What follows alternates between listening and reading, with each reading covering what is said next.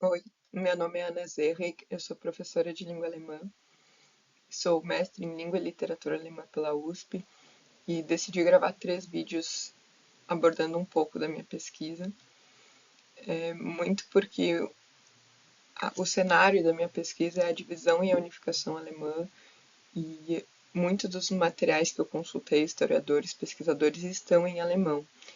E então eu sei que talvez alguns detalhes não sejam de conhecimento geral aqui no Brasil e achei importante compartilhar isso, porque, enfim, nem todo mundo vai parar para ler vai achar meu trabalho lá no acervo da USP e, enfim, eu realmente acho bem importante falar sobre isso, né? Eu falo isso nas minhas aulas, da divisão, do que foi a divisão para os alemães, como foi a unificação, porque a Alemanha que a gente tem hoje, uma Alemanha inclusive que está recebendo muitos brasileiros pelas oportunidades de trabalho, essa Alemanha de hoje é um reflexo dessa Alemanha dividida. Então acho que é bem importante a gente saber a respeito, pensar a respeito, discutir a respeito.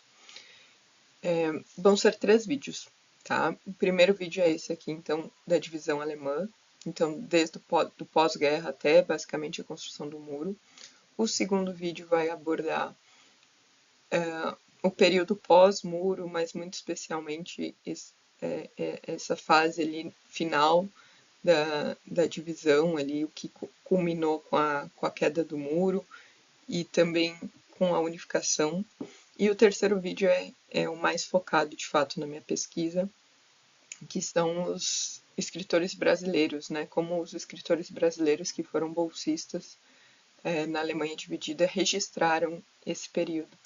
O que eu acho especialmente interessante para nós, né? Porque realmente é o olhar deles, né? O olhar de estrangeiro deles, assim, as observações que eles fazem são muito mais significativas, mais próximas, mais fáceis da gente aqui que está do outro lado do Atlântico e que não viveu esse período, para que a gente entenda o que foi, tá? Então, espero que gostem, comentem aí, fiquem à vontade. Mas é isso, assistam os 3 vídeos, porque talvez o que eu não explicar aqui, vou explicar nos próximos, e se porventura surgirem novas dúvidas, aí quem sabe fazemos outros, né? Mas vamos lá, então. Bom, aqui é uma linha do tempo bem breve, assim, nesse primeira fase, né? Então, que em 45 a Alemanha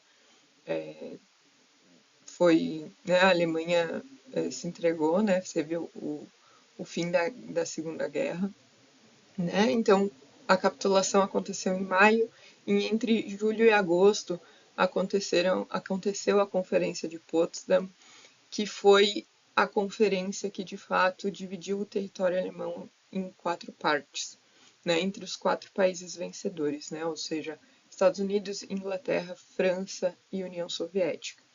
Por que isso aconteceu, né? O fato é que depois da Primeira Guerra, quando a Alemanha perdeu a Primeira Guerra, não se não os vencedores não se preocuparam tanto porque, enfim, era um país destruído. Então eles não recearam que houvesse um retorno, né? E acontece que é isso. Então eles não ficaram atentos e aí aos poucos o Hitler foi crescendo com seus discursos, ganhando força e trabalhando muito nesse sentimento dos alemães de terem perdido a guerra. Então, no momento em que a Segunda Guerra terminou, os países vencedores resolveram dividir o território em 4 com o objetivo de ficar mais fácil a organização do país, né, reorganizar o país, enfim, porque haviam muitas pessoas deslocadas, né, sejam não só os homens, né, que foram para o campo de batalha, então que estavam muito longe de sua terra natal, mas propriamente mulheres e crianças que por um motivo ou outro se afastaram, né, das cidades, perderam coisas, enfim. Então, essa divisão do território, em primeiro momento, era uma ocupação no sentido de ajudar a reorganizar o país e também ficar de olho para que não voltasse a acontecer uma movimentação muito forte em torno em torno, né, desse sentimento de derrota da Segunda Guerra. Né? Então, num primeiro momento, foi realmente só a divisão do território. Tá? Não existia nenhuma intenção de dividir o país, era uma divisão territorial, só mais com um objetivo de supervisionar os alemães do que qualquer outra coisa. Né? E aí também entrou esse processo de julgamento dos crimes de guerra, enfim, tudo isso aconteceu nesse período, mas não vou me apegar a isso. Tá? Então, em 48, a reforma monetária. E aí os problemas já começaram a ficar mais delicados. Né? Porque então, como a União Soviética tinha um regime econômico diferente dos outros três, eles não chegaram a um consenso sobre o que fazer.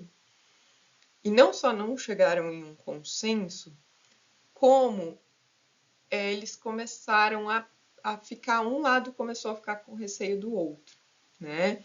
Então, o lado capitalista começou a ficar com receio que o território da União Soviética convencesse o resto da Alemanha a adotar o regime deles, e do mesmo modo o lado soviético receava que os outros três países, né, Inglaterra, Estados Unidos e França, muito especialmente os Estados Unidos, né, convencessem o resto, os alemães a adotar o capitalismo, né? Então, os Estados Unidos estavam inclusive com o plano Churchill, com o plano monetário, né, o plano Churchill, o plano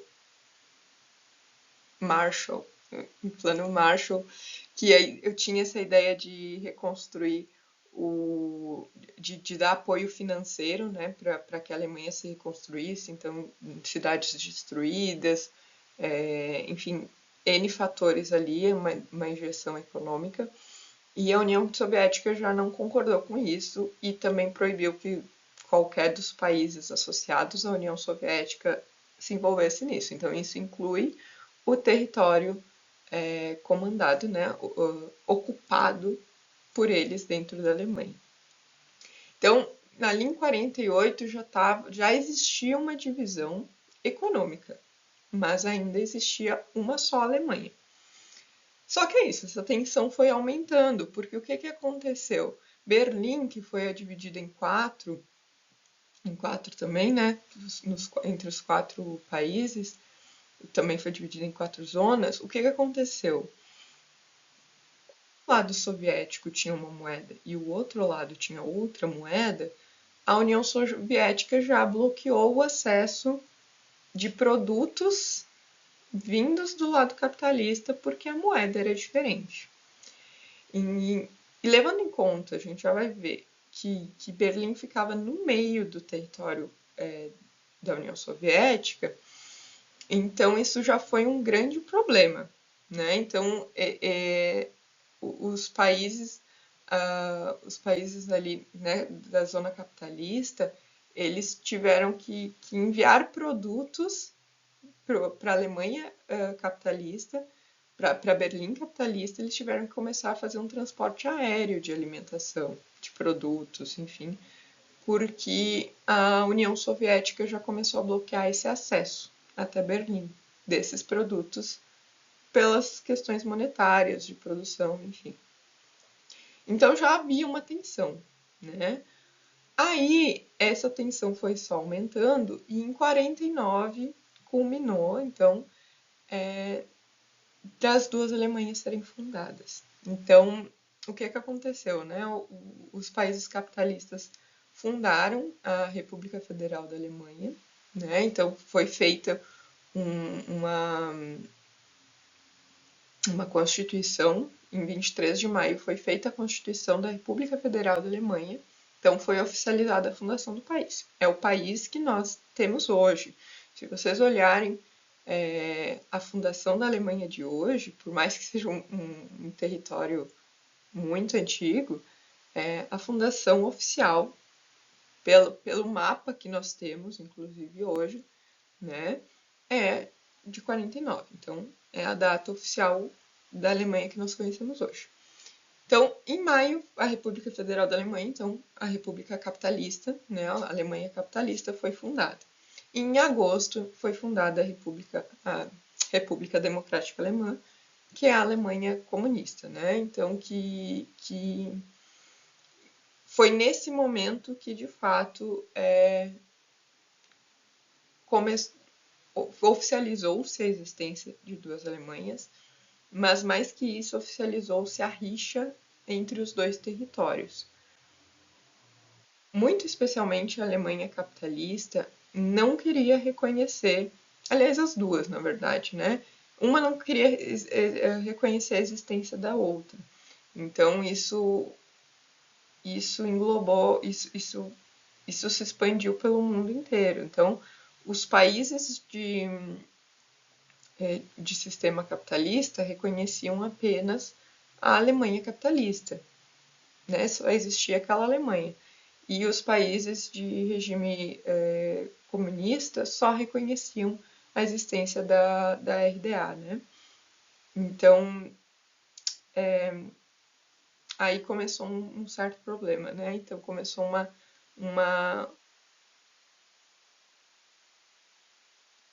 enfim, aí oficializou-se a rixa entre os dois países, tá? Foi aumentando com o passar dos anos, tá? Já aproveito, gente, que é para dizer que é muito possível que, em vez de eu usar as siglas que estão aqui, RFA, né, que é a República Federal da Alemanha, ou RDA, República Democrática Alemã, eu acabe usando, muito especialmente a RDA, que eu acabe usando o termo DDR, que é o termo alemão, tá? Deutsche Demokratische Republik. Mas, enfim, na minha cabeça tá mais fácil dizer DDR, mas tá, enfim, eu vou tentar me cuidar. Vamos adiante. Bom, aqui, gente, é basicamente o que eu já tinha dito, contado para vocês, né? Comentado com vocês, então, dessa zona de ocupação, né? Então, aqui vocês têm um mapa bem mais visual. Esse mapa que ainda hoje é o mapa da Alemanha, tá? Então, é o mesmo território hoje. Então, aqui nesse lado verde, vocês vão ter o território, a zona de ocupação, né? Que a gente chama de zona de ocupação da Inglaterra, a zona de ocupação da União Soviética, dos Estados Unidos e da França, né? Inclusive a França é aqui pertinho, então facilitou isso. E lá Berlim, nós temos no meio Berlim, também dividida em 4 territórios. Tá? Então, em princípio, essa reorganização, essa ocupação era para ajudar a organizar o país, para controlar, né, evitar o início de uma nova guerra. O processo de Entnazifizierung, né, então a desnazificação, ou seja, julgar os nazistas, avaliar né, porque boa parte nessas alturas, boa parte da população alemã estava listada, era afiliada do partido, muito por uma questão de emprego, de uma pressão ali realmente que havia um boicote caso as pessoas não se filiassem, né? Então, tudo isso, assim. Então, foi aí esse processo de julgamento de quem de fato tinha crimes de guerra, quem não tinha, etc. Aqui Berlim, então, também dividido em 4 países. E uma coisa importante de comentar, tá? Quando a gente fala na Alemanha dividida, e a gente fala na existência de duas Alemanhas, é importante comentar que Berlim permaneceu sendo capital do lado comunista, mas no lado capitalista, a capital era a cidade de Bonn, né? Também conhecida por ser, até hoje, muito visitada por ser a terra natal do compositor Beethoven, né? Então Bonn virou a capital da Alemanha capitalista.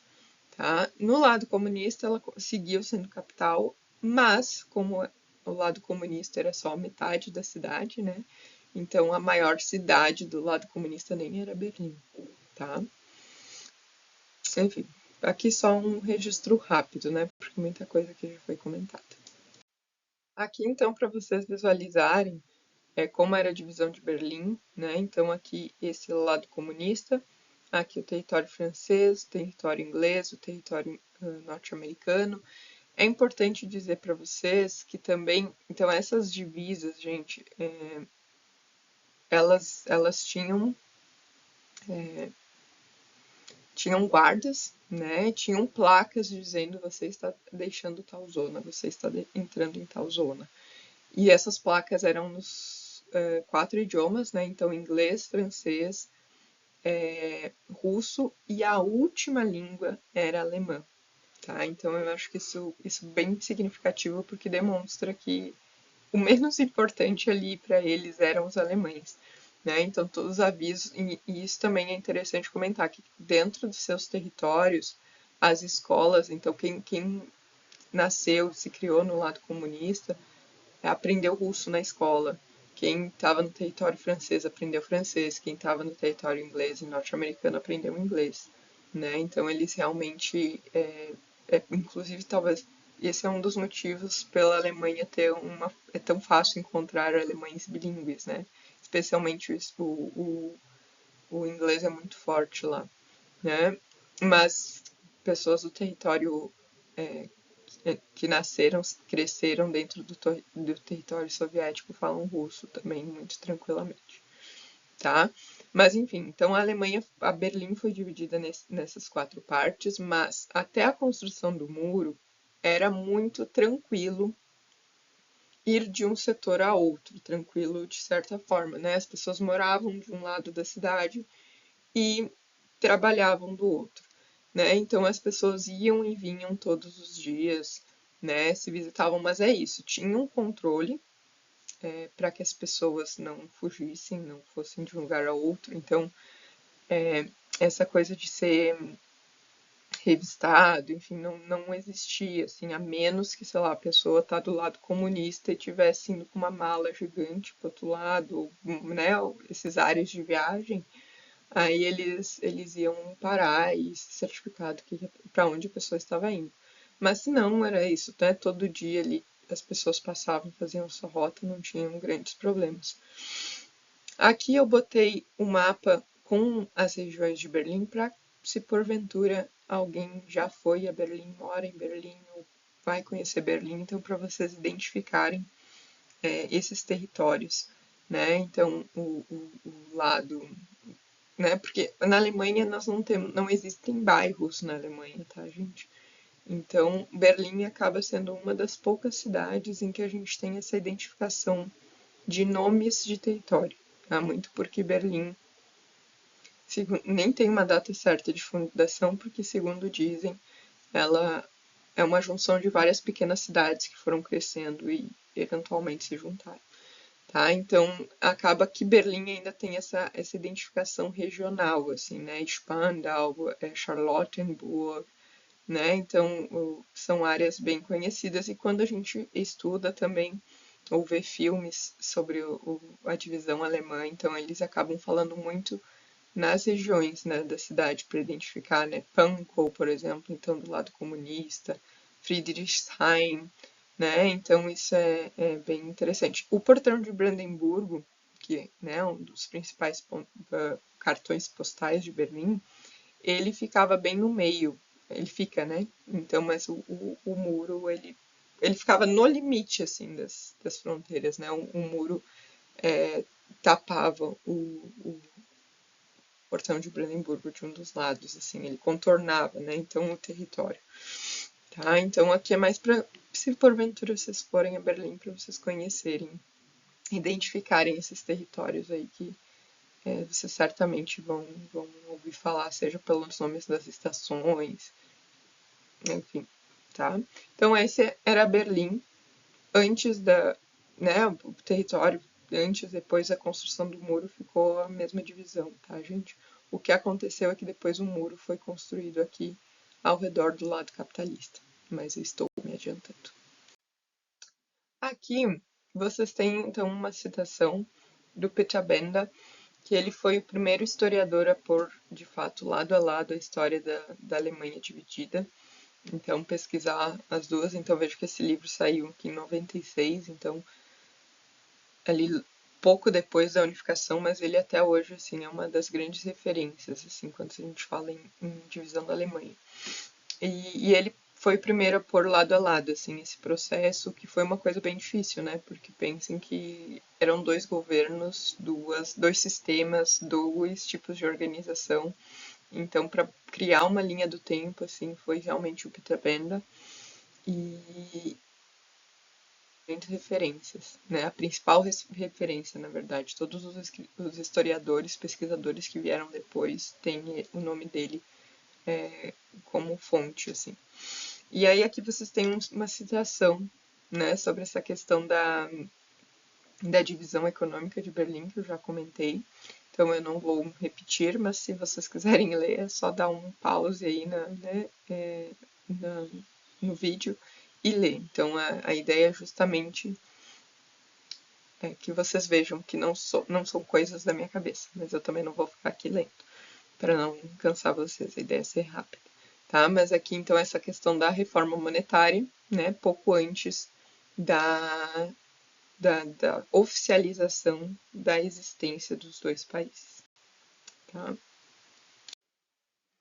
Bom, eu estava falando antes ali, mostrei antes para vocês um mapa de Berlim, e como eu disse, até a construção do muro era possível acessar de um lado a outro. As pessoas iam e vinham. Então, essa facilidade também começou a facilitar as fugas do lado comunista, né? Costumo dizer, né, a República Democrática Alemã não era tão democrática, só no nome. Né? Então, na sua democracia, ela não queria que as pessoas saíssem do território dela. Então, por mais que não houvesse um impedimento nas fronteiras, e isso facilitava, isso fazia inclusive que pessoas viessem de outras áreas da zona comunista, da zona soviética, para atravessarem para o lado capitalista a partir de Berlim. Porque então, se as pessoas estivessem com uma mochila nas costas, elas não iam ser supervisionadas, assim, né? Não iam ser paradas e questionadas sobre o que elas estavam fazendo, porque vejam, a gente era uma cidade, então ficava indo e vindo pessoas o tempo todo, então isso seria até impossível, por mais que fossem quatro forças militares ali, né, dos quatro países que ocupavam a Alemanha, era impossível assim controlar todo mundo o tempo todo. Então, o foco deles era sempre quem estivesse com bagagens, né, com malas, ou tivesse um ar meio suspeito, aí eles paravam as pessoas. Senão, não. Então, isso acabou fazendo com o quê? Com que muitas pessoas saíssem do território comunista por Berlim e fugissem. E isso vocês encontram, inclusive, em literatura, em filmes, assim, literatura geral mesmo, assim, contos e romances e tal da época. E aí isso implicava, muito do lado comunista, que jovens saíssem sem nem se despedir dos pais, tipo, saíssem normalmente, estou indo para a faculdade, estou indo para o trabalho, não se despedissem dos pais para que não levantassem suspeitas, para que o governo não não depois não causasse algum tipo de perseguição com a família.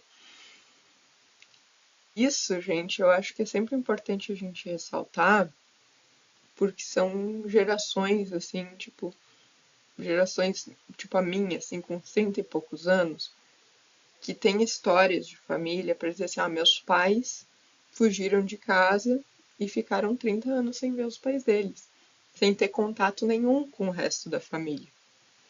Então isso foi uma coisa muito séria e que ainda hoje influencia a sociedade alemã em função disso, porque de fato afastou famílias e esse contato. Né? Então as pessoas fugiam e às vezes nem tentavam, não tinham como contatar, ou não tentavam contato manter algum tipo de contato realmente com medo de uma recriminação, né? Então, essa facilidade de acesso, então, ocasionou que chegou a um determinado período ali em 60 e 61 que milhares de pessoas saíam do território comunista e em algum momento começou a ficar mais idosos e crianças e isso começou a ser um problema para o país que se dizia um país dos trabalhadores e dos agricultores e tal, porque aí eles estavam perdendo mão de obra, né?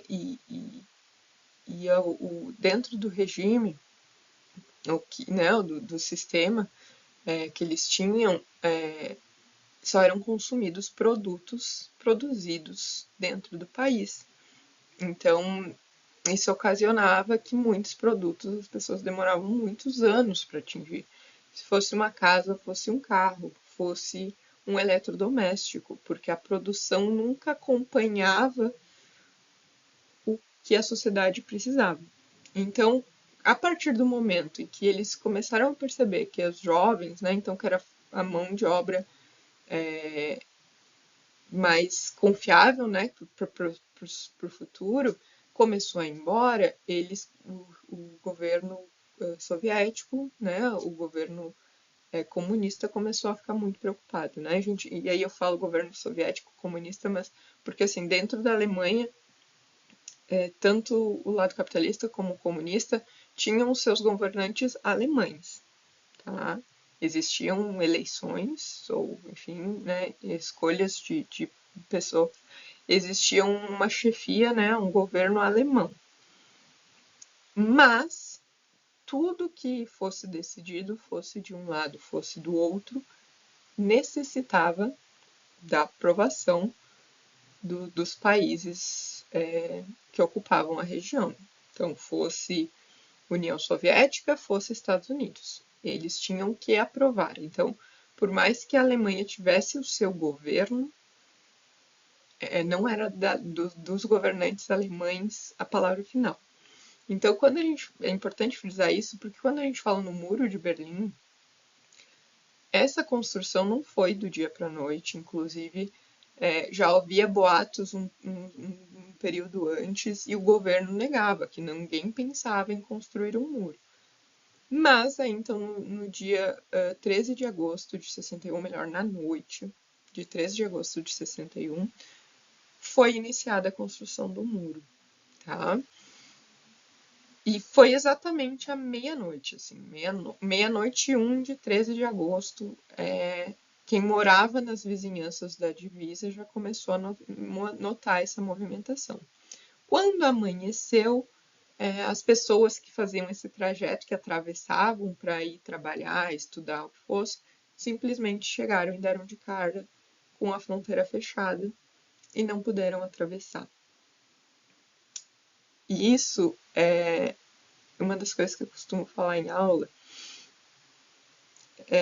para vocês talvez entenderem a dimensão disso.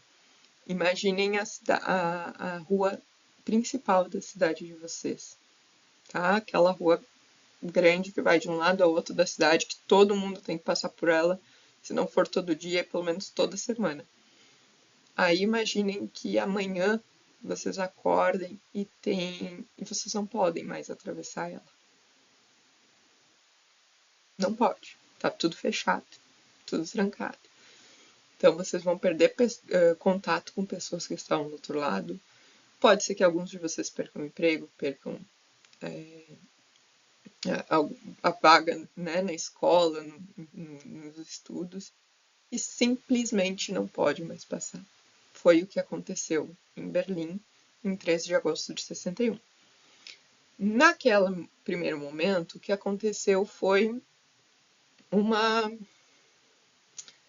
interrupção com arame farpado e outras coisas. Então, a partir do momento que amanheceu, é que eles foram verificar o que de fato, o que ia acontecer, né? Então, essa obra começou ali meia-noite, né? Que eles começaram a trancar mais as ruas, etc.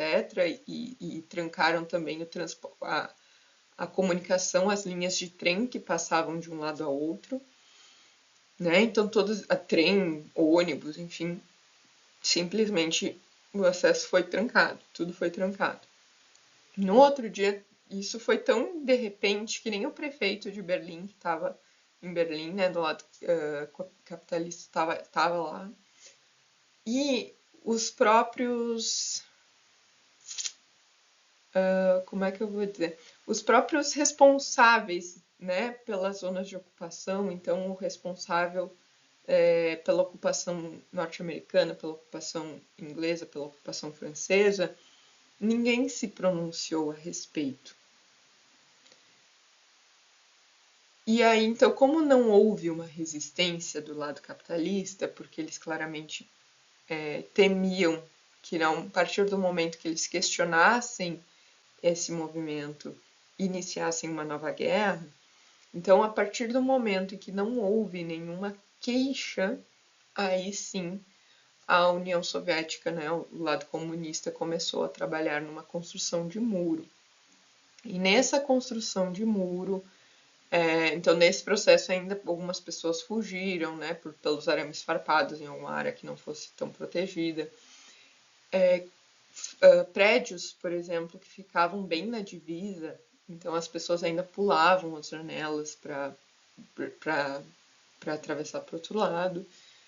Porque no momento que eles começaram a concretar esse muro, eles começaram a fechar janelas, eles começaram a fechar portas de prédios, para que as pessoas, o que ficasse na divisa era fechado, para que justamente não houvesse escapatória de um lado ao outro. Óbvio que isso levou alguns meses, então ainda houveram algumas fugas até chegar o fechamento total, e que com o passar dos anos seguintes também ocasionou em armadilhas, em outras questões que causaram mortes, né, de muitas pessoas tentando atravessar um muro, né, mas enfim, não foi uma construção assim do dia para a noite, né, então talvez esse primeiro, o que a gente data como 13 de agosto, então foi esse primeiro movimento da construção.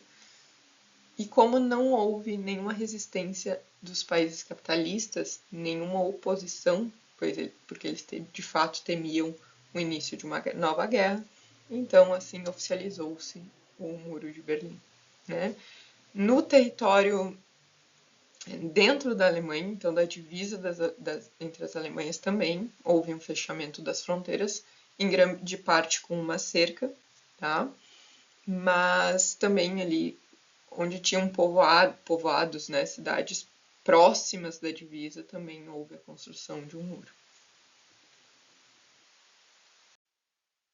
Bom, aí aqui para vocês visualizarem, então, o muro de Berlim, gente, então, de fato, ele não cortava apenas Berlim, ele dava a volta inteira na Berlim capitalista. Então, as três zonas ali unidas, né, de Estados Unidos, Inglaterra e França, as três zonas foram contornadas por esse muro, né? Porque em todo o redor, o resto era todo o território da União Soviética, todo o território da zona comunista, né? Então, em números, tá, gente? A extensão do muro aqui em torno dessa Berlim capitalista é de 155 quilômetros. Hoje, se vocês forem em Berlim, ainda existe uma parte do muro em pé, que boa parte dela virou West Side Gallery, que é um museu a céu aberto, então com várias mensagens de paz em várias línguas. Foi inaugurado ali nos anos 2000. Muitas partes do muro foram parar em outras cidades da Alemanha e do mundo, como um símbolo histórico, tá? Mas onde não existe mais o muro construído no chão, vocês vão ver a marca do muro, assim. Eles deixaram registrado o trajeto que o muro fez. Então, vocês vão encontrar no chão da cidade inteira, vocês vão conseguir observar esse contorno, tá? Então, mas esse muro ao redor de Berlim era de 155 quilômetros, e esse muro interno aqui, né, então no meio de Berlim, que cortava Berlim, tinha 43 quilômetros. No muro da fronteira, como eu comentei ali com vocês, existia um muro, uma pequena parte, né, da fronteira. A fronteira entre as duas Alemanhas tinha cerca de 1.400 quilômetros, mas só 112 quilômetros de muro, só 112 quilômetros de muro, tá? O resto era uma cerca, mas essa parte aí de 112 quilômetros de muro, então ela era cheia de cuidados e proteções, como o próprio Muro de Berlim, né? E ao longo de todas essas construções, assim, existiam torres de observação, enfim, N fatores. Então, mas de modo geral eram mais de 300 torres de observação ali na região de Berlim, especialmente, tá? Então, porque ao longo do trajeto do muro, assim, então tinham torres de observação muito seguidas, assim, para justamente eles terem total controle de quem tentasse atravessar.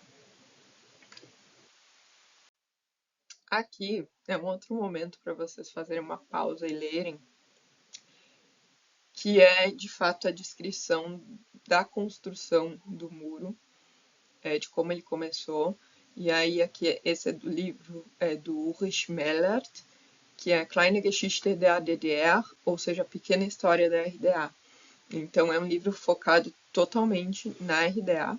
E aí ele traz uma descrição assim extremamente detalhada dessa construção do muro, assim, na noite, né, da construção do muro. E então acho que vale vocês fazerem uma pausa aí e lerem, porque é bem interessante. Bom, quais foram as consequências do muro, gente? A primeira coisa, né, que marcou foi, lembram que eu tinha dito que no momento em que foram fundadas as duas Alemanhas, uma não reconhecia a existência da outra. Muito especialmente, a Alemanha capitalista resistia a reconhecer essa outra Alemanha, tá? E isso em quesito, enfim, de tudo, qualquer contato, assim, para eles não tinham contato. Se porventura viesse alguma documentação oficial, eles ignoravam sem preocupação. Só que a partir da construção do muro, houve um grande problema, que era esse contato com a Alemanha, com a Berlim capitalista. Porque para alcançar a Berlim capitalista, as pessoas tinham que atravessar o território comunista, o território da DDR, né, da RDA. Então, uma das primeiras consequências foi o fato da Alemanha Ocidental, né, a Alemanha capitalista, reconhecer a fronteira com a Alemanha Oriental. E a partir deste reconhecimento, começou a haver uma aproximação entre os dois países, a fim de facilitar essa comunicação, de facilitar muito especialmente a vida de quem morava do lado capitalista, né, de Berlim, com o resto do país. Então não era só o acesso de quem morava, sei lá, vai morar ali em Bonn, em Hamburg, ou seja qual for a cidade, Frankfurt, né, que é bem conhecida. Não era o maior problema quem estava nesses países, né, nessas cidades, ir para Berlim ocidental, né, para Berlim capitalista. O maior problema às vezes era o inverso, o sair de lá. Então, para manter esse contato, para tentar facilitar esse contato, até para também as pessoas continuarem na Berlim Ocidental, né? Então tornar a qualidade de vida das pessoas boas na medida do possível, apesar de elas viverem ali numa ilha, né? Ilhadas dentro do muro. Então eles tiveram que ter essa aproximação, e a partir dessa aproximação, então houveram, com o passar dos anos, houve várias outras questões. E isso a gente vai até comentar um pouquinho melhor no próximo vídeo, né? Então, em 63, o muro foi construído em 61. Em 63, uma das questões foi que os moradores de Berlim Ocidental eram autorizados a visitar o lado oriental, mas não o inverso, que fique registrado, tá? Então, o que acontecia? As pessoas ganhavam um visto diário. Elas podiam ir lá passar o dia, mas tinham que voltar. Não tenho certeza agora se isso foi desde um princípio, mas esse visto era vendido e eles também tinham que trocar um dinheiro, né, do lado capitalista, o dinheiro para a moeda comunista, enfim, e não voltariam com esse dinheiro, ou seja, eles tinham que gastar esse dinheiro lá.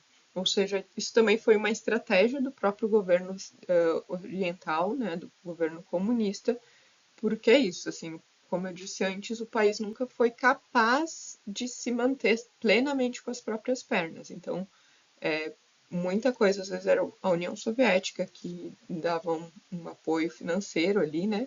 Então acabou que essa opção dessa visitação era também uma forma de eles de fazer dinheiro entrar ali, né? Então era um turismo autorizado, né? Digamos assim.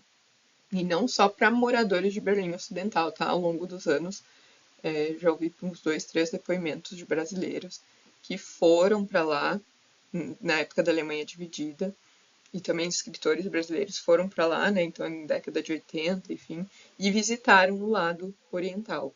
Então isso era realmente foi um turismo, né, econômico, que foi uma estratégia para ajudar a arrecadar fundos ali para a economia, né? Então essa aproximação já gerou isso.